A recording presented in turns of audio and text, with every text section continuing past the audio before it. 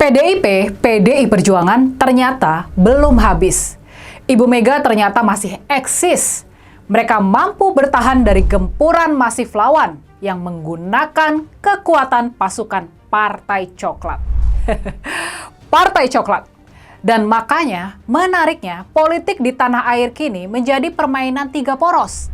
Ada poros Pak Prabowo, ada poros Pak Jokowi, dan ada juga poros Ibu Megawati. Tampaknya, sepertinya, kondisi ini yang sejak awal dikhawatirkan sama Pak Jokowi, yang konon sangat ahli dalam berpolitik tersebut.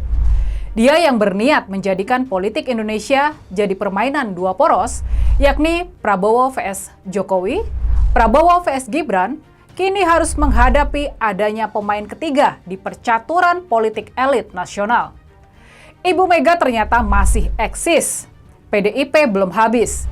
Bisa-bisa malah keluarga Jokowi yang dibuat menangis.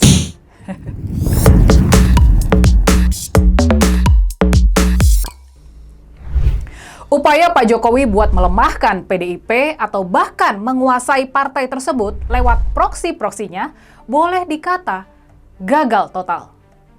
Memang kita masih harus menunggu Kongres PDIP, kemungkinan di bulan April depan, buat mendapat kepastian apakah Ibu Mega masih tetap bertahan sebagai ketua umum. Tapi sejauh ini, melihat dari kekuatan dan aspirasi akar rumput PDIP, tampaknya memang nggak ada pilihan buat partai tersebut selain memilih kembali Ibu Mega sebagai pemimpin mereka. Sampai sekarang, sosok Ibu Mega yang kukuh pada prinsip, tidak mudah tergoda oleh politik transaksional, itulah yang membuat PDIP bisa bertahan, tegak, dan nggak tumbang di tangan si tukang kayu. Nggak seperti Partai Beringin. Dengan bertahannya Ibu Mega di PDIP, ini memberikan keuntungan sendiri buat Pak Prabowo, buat Presiden Prabowo. Jadinya dia nggak perlu berhadapan one-on-one atau satu lawan satu melawan Pak Jokowi. Kekuatan di luar Pak Prabowo bisa dipecah menjadi dua, para pendukung Pak Jokowi dan para pendukung PDIP. Dan di sini Pak Prabowo jadi punya kekuatan buat menghantam Pak Jokowi dan para kroninya yang selama ini banyak cawe-cawe, banyak campur tangan di urusan pemerintahannya. Puzzle terakhir yang bakal membuat Pak Prabowo benar-benar lepas dari Pak Jokowi adalah pergantian kepala kepolisian.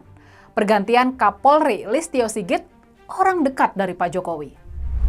Dengan direbutnya kontrol terhadap polisi oleh Pak Prabowo, praktis Pak Jokowi nggak bisa cawe-cawe lagi. Nggak bisa leluasa lagi menakut-nakuti lawan-lawan dan juga kawan-kawannya lewat berbagai kasus hukum seperti yang pernah terjadi pada Ketua Umum Partai Beringin. Soal kapan Pak Prabowo bakal melakukan move-nya mengganti Kapolri Listio Sigit, kita tentunya berharap itu bakal secepatnya dilakukan. Tapi memang Pak Prabowo pastinya butuh waktu dan harus punya orang yang tepat buat membereskan kepolisian usai diporak-porandakan oleh orang-orangnya Pak Jokowi.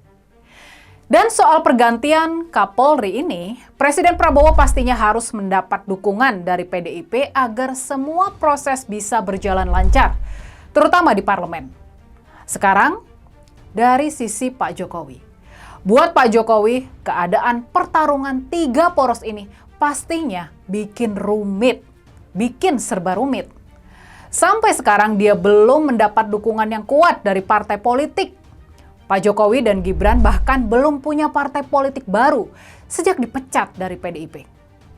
Rencana buat bergabung di Partai Golkar, partai tiga besar di parlemen, bersama-sama dengan PDIP-nya Ibu Mega dan Partai Gerindranya Pak Prabowo, sampai sekarang belum juga bisa terwujud. Tampaknya semakin hari, semakin besar penolakan dari internal Partai Golkar terhadap keluarga yang katanya Raja Jawa ini.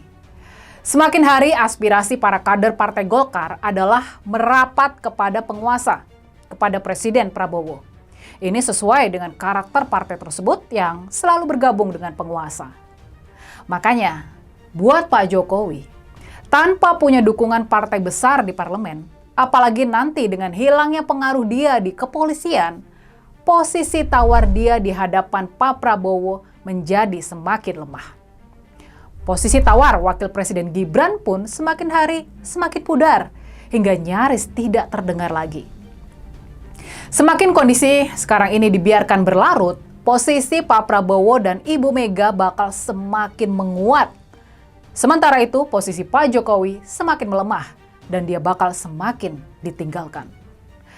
Kedepan kita bakal terus menyaksikan manuver politik tiga poros ini. Kita bakal terus menonton bagaimana Pak Prabowo, Ibu Mega, dan Pak Jokowi terus beradu manuver sampai akhirnya ada satu di antara tiga raja dan ratu politik itu tumbang. Siapa yang bakal tumbang duluan? Gimana kalau menurut kalian?